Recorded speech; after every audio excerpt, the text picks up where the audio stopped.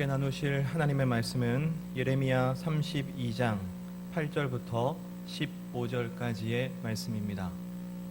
예레미야 32장 8절부터 15절까지의 말씀입니다.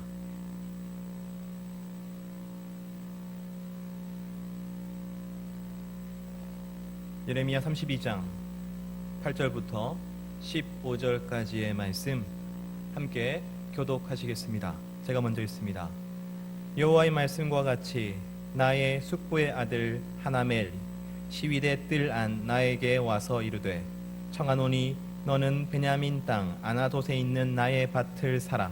기업의 상속권이 내게 있고 물을 권리가 내게 있으니 너를 위하여 사라 하는지라. 내가 이것이 여호와의 말씀인 줄 알았으므로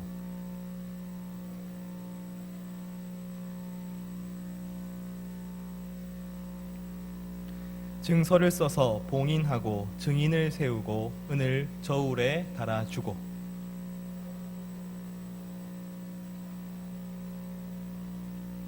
나의 숙부의 아들 하나멜과 매매 증서의 인친 증인 앞과 시위대 뜰에 앉아있는 유다 모든 사람 앞에서 그 매매 증서를 마세야의 손자 네리야의 아들 바룩에게 붙이며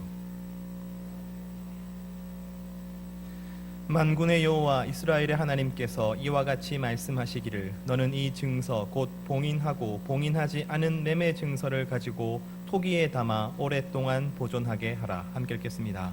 만군의 여호와 이스라엘의 하나님께서 이와 같이 말씀하시니라. 사람이 이 땅에서 집과 밭과 포도원을 다시 사게 되리라 하셨다 하니라. 아멘. 지난주에 우리는 이스라엘 백성들이 포로됨의 기간을 70년으로 믿을 것인가 2년으로 믿을 것인가 그 갈림길에 있었다고 말씀을 나누었습니다. 예레미야가 선포한 하나님의 말씀은 포로 생활이 70년 동안 이어질 것이라는 것이었지만 그러나 유다 백성들이 원하는 것은 2년이었습니다.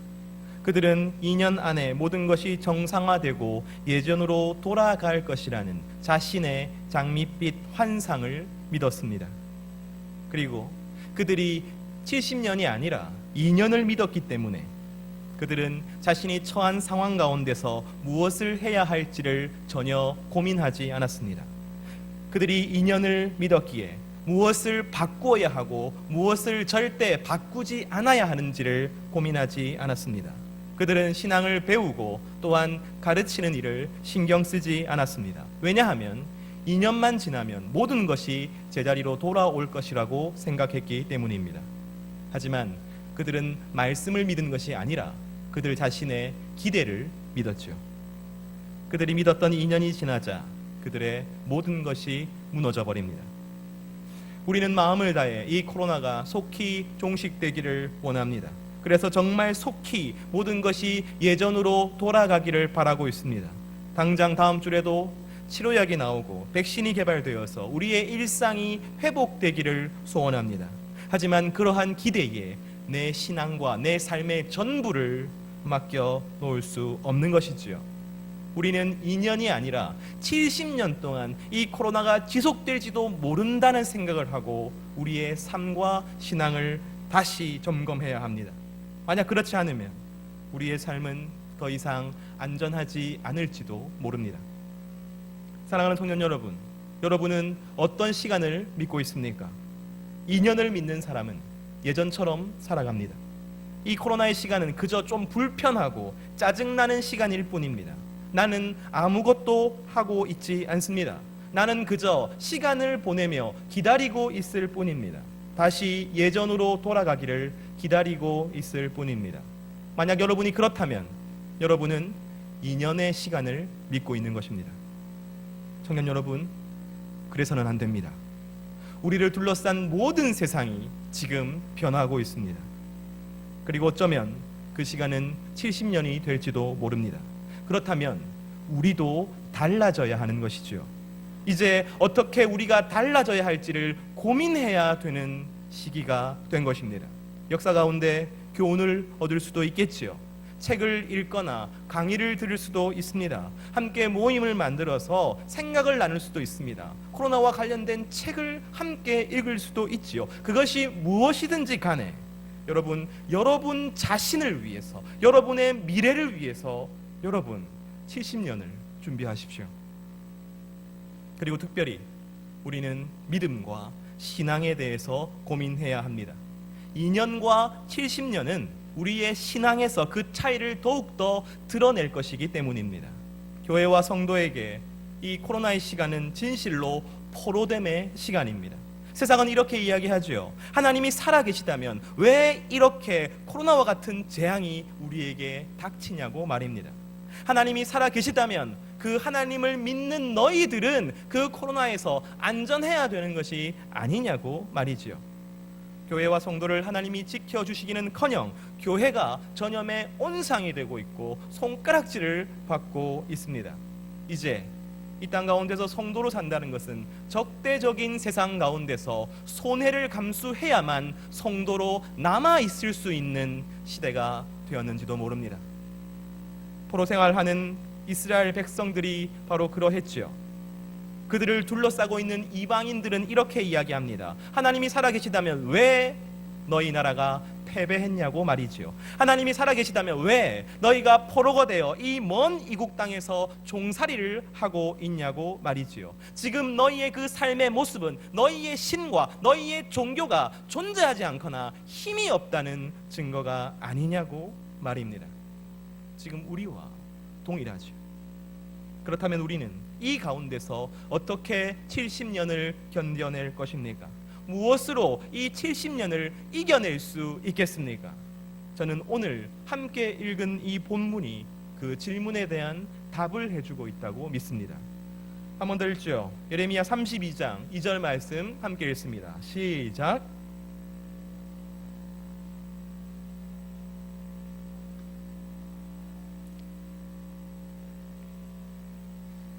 바벨론 군대가 예루살렘 성을 포위했습니다. 이제 예루살렘 그리고 유다 왕국의 운명이 얼마 남지 않은 것이죠. 몇 주만 있으면 성벽이 무너질 것입니다. 당장 내일이라도 바벨론 군대가 예루살렘을 점령할 수 있는 바로 그러한 상황이었습니다. 그러한 급박한 상황 가운데 예레미야는 시위대 뜰에 갇혀 있었습니다. 왜냐하면 사람들 앞에서 예루살렘이 곧 함락당할 것이고 너희들은 바벨론의 포로가 될 것이라고 예언했기 때문이었죠. 누가 봐도 그 말이 맞습니다. 하지만 그걸 듣는 유다 사람들은, 예루살렘 사람들은 화가 났겠죠. 제가 생각할 때는 그 심죄로 가둬놓은 것이 절반, 그리고 성난 군중들로부터 보호하려고 가둬놓은 것이 절반이라고 생각합니다. 그런데 이렇게 시위대 뜰에 갇혀있는 예레미야에게 누군가가 찾아옵니다. 그리고 아주 이상한 요구를 하죠. 예레미야 32장 8절 말씀 함께 읽겠습니다. 시작.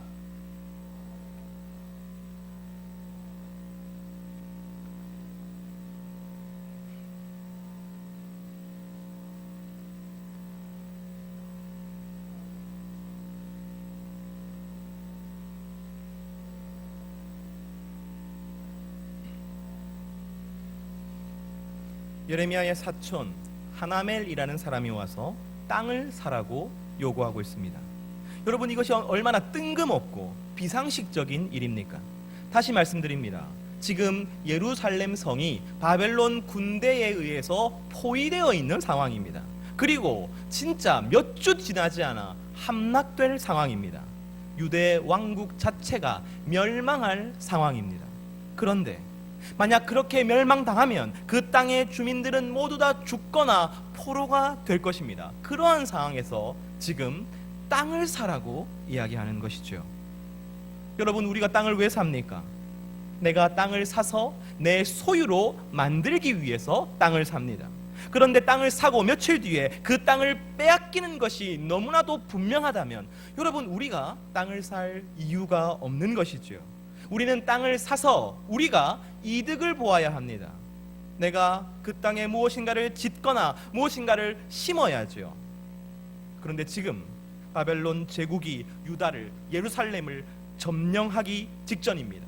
바로 코앞에 한 주 혹은 2주 안에 이 일이 일어날 것입니다. 그렇다면 이 땅 전체가 바벨론의 것이 되겠지요. 바벨론 왕과 바벨론 사람들의 소유가 되겠지요. 땅 문서는 휴지 조각에 불과하게 될 것입니다. 그러므로 지금은 돈을 가지고 있어야 됩니다. 내가 어디를 가더라도 내게 도움이 될 만한 금과 은을 가지고 있어야 하는 것이죠. 지금 땅을 사라고 하는 것은 이제 곧 부도가 날 수표를 사달라고 하는 것과 똑같은 것입니다. 그런데 예레미야는 이 말도 안 되는 제안을 승낙하였습니다. 은 17세겔을 달아주고 법적으로 완벽하게 처리해서 그 땅을 자기 것으로 하지요. 시위대 뜰 안에 있는 모든 유다 사람들이 그 증인이 되었습니다. 그리고 바로 그때 하나님의 말씀이 임했습니다. 예레미야 32장 15절 말씀 함께 읽습니다. 시작.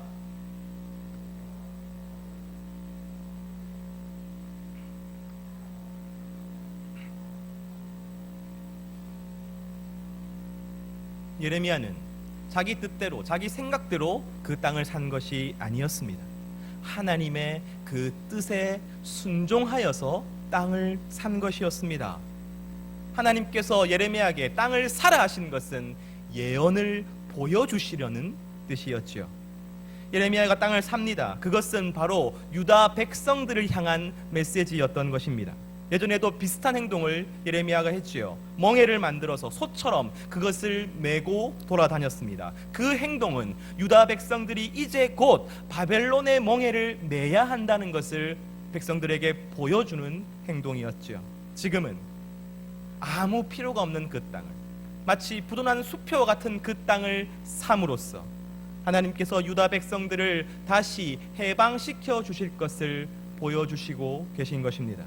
지금은 그 땅을 빼앗길 것입니다. 지금은 그 땅을 사고 팔 수 없습니다. 그 땅에 무엇인가를 심거나 지을 수도 없습니다. 하지만 하나님께서 다시 우리를 이 땅으로 돌아오게 하실 그때에는 모든 것이 가능하게 될 것입니다. 포로되었던 백성들이 이 땅에 돌아와서 집과 밭과 포도원을 사고 팔 것입니다. 그 땅에다가 자신의 작물을 심고 자신의 집을 짓게 될 것입니다. 바로 그것이 오늘 이 민족과 나라의 멸망 앞에서 땅을 사는 예레미야의 이 모습 가운데 하나님께서 말씀하시고 계신 것이지요. 그런데 하나님께서는 단순히 땅을 사라라고만 명령하지 않으셨습니다. 하나님께서 특별하게 강조하시는 것이 있었습니다. 그것이 무엇입니까? 바로 땅 문서였습니다. 예레미야 32장 14절 말씀 함께 읽습니다. 시작.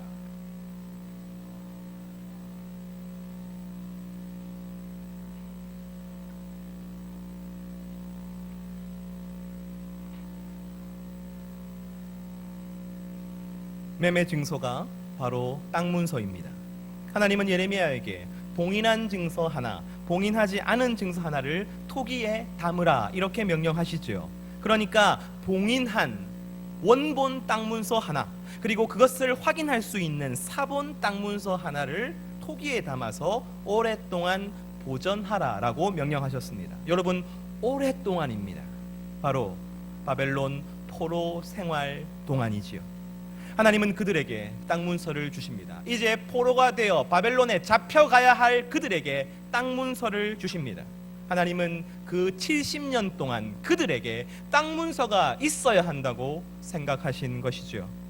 이제 얼마 지나지 않아 예루살렘은 함락당하고 말 것입니다. 이스라엘 모든 백성들은 포로로 끌려가게 될 것입니다. 그런데 예레미야의 그 품에 안겨 있는 것이 무엇입니까? 바로 땅 문서인 것이죠. 그 땅 문서는 포로된 그 백성과 함께 있을 것입니다. 그렇게 여러분 시간이 흐르겠지요. 70년이 모두 다 흘러야 할 것입니다. 그동안 그 70년 동안 예레미야의 후손과 유대의 백성들은 바벨론에서 살아가야 합니다. 그들은 자신의 역사를 잃어버릴지도 모릅니다. 자신의 언어를 잊어버릴지도 모릅니다. 유대 땅을 떠올릴 만한 그 어떤 것도 그들에게 남아있지 않을 것입니다. 어쩌면 예레미야가 어떤 예언을 했는지도 잊혀지게 될 것입니다. 하지만 그들에게는 땅 문서가 있는 것이죠. 저 유대 땅에 내 땅이 있는 것을 증명하는 땅 문서가 그들의 손에 있는 것입니다. 여러분, 저 멀리 유대 땅에 멸망한 나라의 오래된 땅 문서를 가지고 있어 봤자 그것이 지금 내 삶에 무슨 유익이 있겠습니까? 이미 그 땅은 바벨론의 소유가 되었습니다. 그리고 자신은 여기 먼 이국 땅에 떨어져 노예와 종살이를 하고 있습니다. 내가 지금 당하고 있는 이 압제와 이 고통과 이 고난에 지금 이 종이 쪼가리가 무슨 역할을 할 수 있다는 말입니까? 포로된 백성의 현실 가운데 땅 문서는 전혀 영향을 미칠 수 없는 것만 같습니다. 그러나 조금만 생각해 보면 여러분, 그렇지 않아요. 조금만 생각해 보면 땅 문서를 가지고 있는 백성들은 그 모든 것이 달라진다는 것을 우리는 알 수 있습니다. 쉽게 설명해 보죠. 여러분, 우리나라가 남북으로 분단된 지가 70년이 훌쩍 넘었죠. 설문조사를 해보면 이제 통일이 꼭 필요하다, 통일을 꼭 해야 한다는 사람들의 수가 점점 줄어들고 있습니다. 우리는 이 분단된 현실에 익숙해진 것이죠. 저 북한 사람들은 너무나 이상하고 너무나도 외골수입니다. 우리의 사회와 그 사회는 너무나도 많이 달라져 버렸습니다. 통일에 필요한 비용과 사회적인 혼란은 우리의 삶과 내 미래를 더 힘들게 만들 것입니다. 70년이라는 시간이 우리를 그렇게 바꾸어 놓았죠. 여러분 중에서도 꼭 반드시 절대로 통일이 되어야만 한다라고 생각하는 사람은 어쩌면 생각보다 적을지도 모르겠습니다. 하지만 여러분, 이렇게 생각해 봅시다. 지금 여러분의 집에 땅 문서가 있습니다. 저기 저 북녘 땅에 70년 전에 평양의 땅 문서 10만 평이 여러분 집에 있다고 칩시다. 여러분 좋겠죠? 지금은 땅 없어요. 지금 살고 있는 것도 월세예요. 전세예요. 그것도 15평밖에 안 돼요. 하지만 여러분의 집에 무엇이 있습니까? 평양에 100만 평 땅 문서가 있습니다. 여러분, 그 땅 문서, 그 종이 쪼가리가 지금 내 삶에 무슨 유익이 있겠습니까? 나의 현실에 어떤 이득을 주겠습니까? 없어요. 하지만 여러분, 그 땅 문서가 여러분 집에 있다는 것, 여러분 손에 들려 있다는 것, 그것이 여러분의 모든 것을 바꾸어 놓지 않겠습니까? 우리의 가족의 소원이 뭐겠어요? 통일이죠, 당연히. 다른 사람이 무엇이라 해도 나는 누구보다도 통일을 간절히 원하고 살아가지 않겠습니까? 통일을 손꼽아 기다리고 또 기다리지 않겠습니까? 통일이 돼야 그 땅이 우리 땅이 될 것이니까요. 내 땅이 될 것이니까요. 그러다 어느 날 마침내 통일이 되면 누구보다도 먼저 저 북녘 땅으로 달려가지 않겠습니까?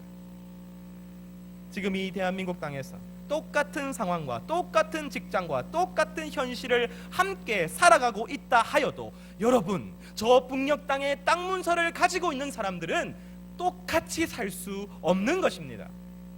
다른 것을 꿈꾸고요, 다른 것을 고민하고요, 다른 것을 준비하며 살아가게 되는 것이죠. 왜냐하면 그는 다른 것을 갈망하기 때문입니다.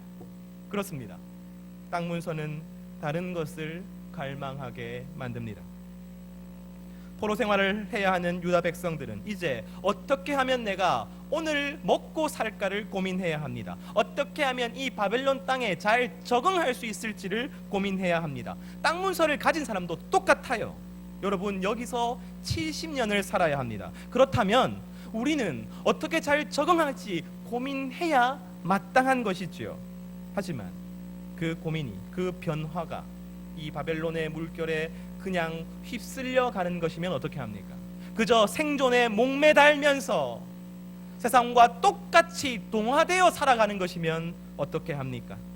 그저 비난받지 않는 것, 손가락 당하지 않는 것이 우리 삶의 가장 중요한 목표가 되어버리면 어떻게 합니까? 바로 그러한 우리에게 필요한 것이 땅 문서인 것이죠. 땅 문서를 가진 사람들이 무슨 생각이 있겠습니까? 그 중심에 어떤 소망을 품고 있겠습니까? 내가 아무리 변화해도 아무리 고민해도 그 중심에는 내 땅 문서에 대한 소망이 있는 것이지요. 내 조상이 값주고 산 그 땅, 우리 땅이 바로 거기에 있다. 지금 힘들고 지금 어려워도 나는 내 땅에 돌아가기만 하면 새로운 삶을 살 수 있다.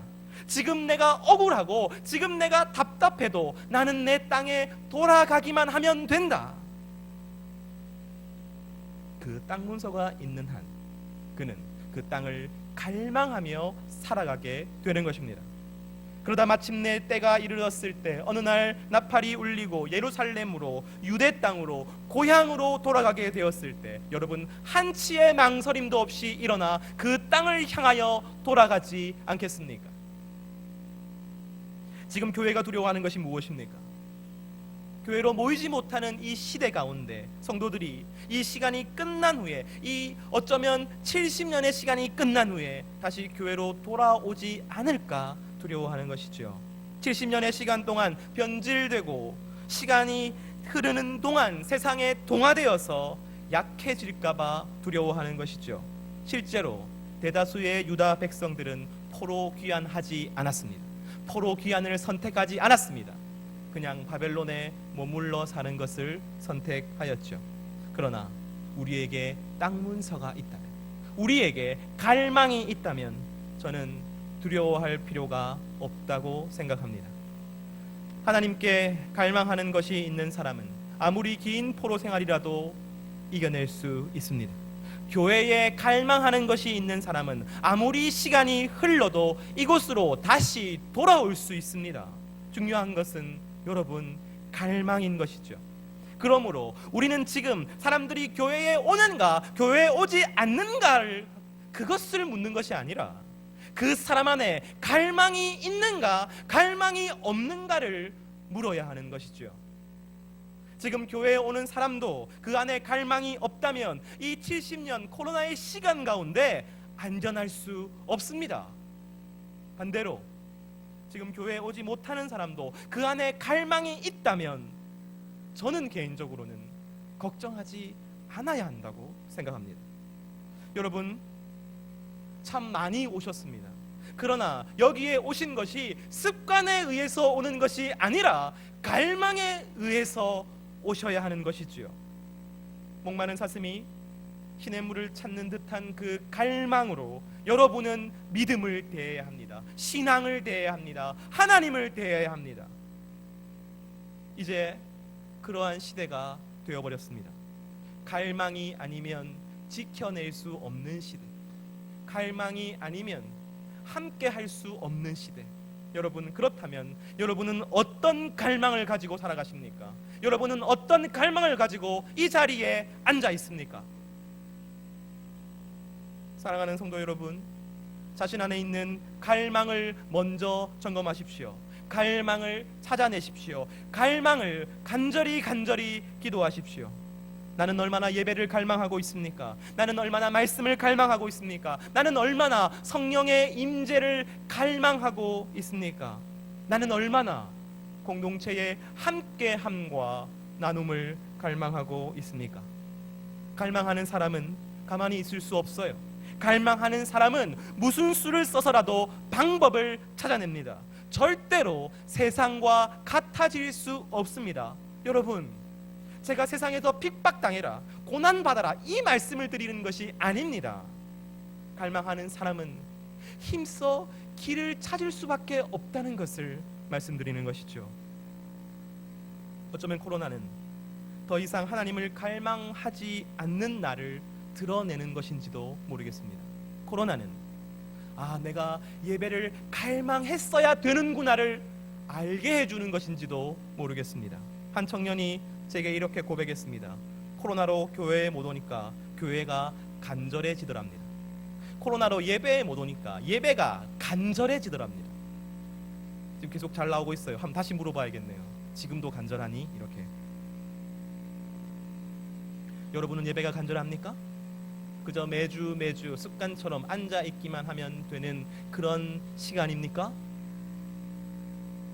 여러분 도대체 무엇을 갈망하며 살아가십니까? 그 가운데 여러분이 갈망하는 대상 가운데 하나님이 계십니까? 믿음이 있습니까? 말씀이 존재합니까? 공동체가 그 안에 포함되어 있습니까?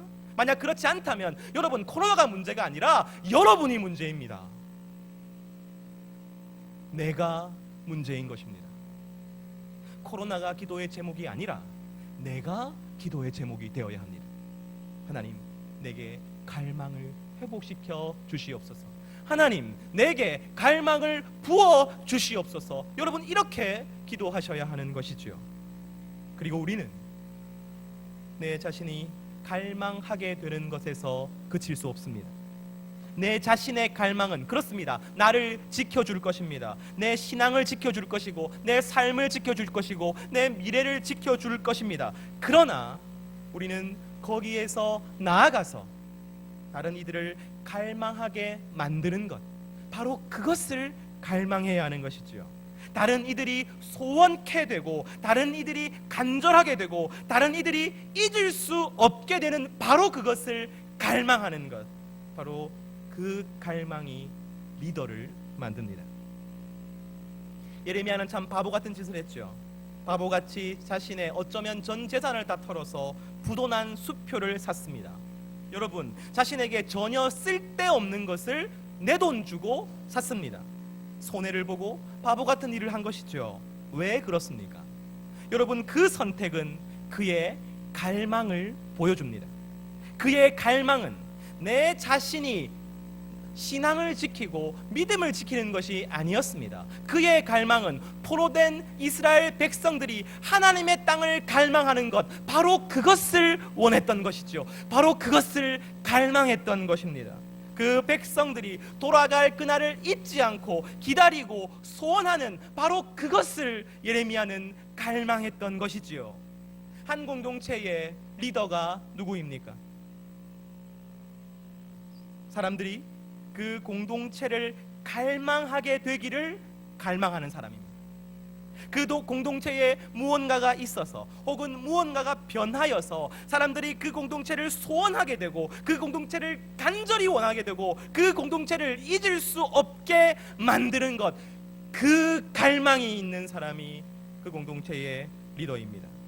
여러분, 교회의 리더는 누구입니까? 교회의 리더는 하나님께 대해서 갈망하는 사람들의 모임이라고 할 수 있겠죠. 그런데 그 중에 몇몇은 다른 갈망을 가집니다. 더 많은 사람들이 하나님께 대하여 갈망을 하게 하는 것, 바로 그것이 자신의 소원이고 자신의 갈망이 되어 살아가는 것이죠. 바로 그 사람이 교회의 리더입니다. 나는 내 가족이 하나님께 대하여 더 갈망했으면 좋겠습니다. 바로 그 사람이 가족의 리더입니다. 나는 내 이웃이 하나님 나라에 대해서 더 갈망하게 되기를 원합니다. 바로 그 사람이 그 이웃을 책임지는 사람입니다. 나는 이 세상 사람들이 하나님의 정의와 사랑을 갈망하게 되기를 갈망합니다. 바로 이 사람이 이 세상의 리더가 되는 것이죠. 청년 공동체의 예배의 리더가 누구입니까? 여러분, 제가 아니에요. 제가 담당 목회자지만 이 예배를 다른 청년들도 갈망하게 되기를 원하는 바로 그가 이 예배의 리더입니다. 여러분, 저도 리더 중에 하나입니다. 네, 저도 갈망하니까요. 청년 공동체의 리더는 누구입니까? 회장입니다. 회장이겠죠, 그죠? 회장일 겁니다, 그죠? 내가 이 공동체에 대해서 갈망하는 것처럼 다른 사람들도, 다른 청년 공동체 지체들도 이 공동체를 그렇게 갈망하게 되기를 원하는 것, 바로 그 갈망이 있는 바로 그 사람이 이 공동체의 리더인 것이죠. 여러분은 교회를 갈망해야 합니다. 예배를 갈망해야 합니다. 공동체를 갈망해야 합니다. 성령의 그 강력한 임재를 갈망해야 합니다. 여러분, 그것이 어떻게 가능한 것입니까? 그것은 누군가가 그것을 갈망하고 있기 때문입니다. 우리 찬양 중에 이런 찬양이 있죠. 누군가 널 위하여 누군가 기도하네. 여러분, 그 찬양의 가사가 바뀌어야 되는 거예요. 누군가 널 위하여 누군가 갈망하고 있습니다. 이 공동체는 바로 그러한 사람들 때문에 살아나게 되는 것이지요. 여러분은 바로 그 사람들 때문에 회복되게 되는 것입니다. 여러분, 그 갈망이 있는 몇몇 사람들이 이 공동체를 통하여서 여러분 모두를 일으키고 여러분 모두를 회복시키고 여러분을 온전케 할 것입니다. 때로 그 사람들은 예레미야처럼 슬프겠죠. 때로 그 사람들은 예레미야처럼 외로울 것입니다. 하지만 그 사람들은 느헤미야처럼 절대로 포기하지 않을 것입니다. 왜냐하면 그들에게는 갈망이 있기 때문입니다. 그리고 그 사람들은 반드시 그 갈망이 이루어지는 것을 보게 될 것입니다. 그 꿈이 이루어지는 것을 보게 될 것입니다. 바로 이것이 여러분 안에 땅 문서가 있어야 하는 이유입니다. 여러분 안에 갈망이 있어야 하는 이유입니다. 여러분은 지금 어떤 갈망을 가지고 살아갑니까? 그 갈망은 누구를 향하고 있고 무엇을 향하고 있습니까? 여러분, 이 시간 하나님 앞에 잠잠히 기도하십시오. 주여 내게 갈망을 주십시오. 그리고 내가 이 공동체를 향한 갈망, 이 공동체 한 사람 한 사람을 향한 갈망, 너도 나처럼 갈망하게 되기를 원한다. 이 소원을 가지게 해달라고 기도하시고 소원하시는 모든 청년 공동체 지체들, 산부 예배 모든 성도님들 되시기를 간절히 소망합니다. 이 시간 함께 기도하죠. 기도하실 때에 주님이 코로나 가운데 하나님의 뜻과 계획을 내가 알아, 이 70년을 준비하는 성도가 되게 하여 주시옵소서. 그리고 내가 이 시간 동안 하나님을 갈망하게 되기를 원합니다. 다른 것을 갈망하는 것이 아니라 하나님을 갈망하게 되기를 원합니다. 그리고 거기서 그치지 않고 다른 이들을 더욱 갈망하게 하는 소원을 가지게 하여 주시옵소서. 이 시간 함께 주님 앞에 기도드리겠습니다. 기도합니다. 하나님 아버지, 이 시간 주님께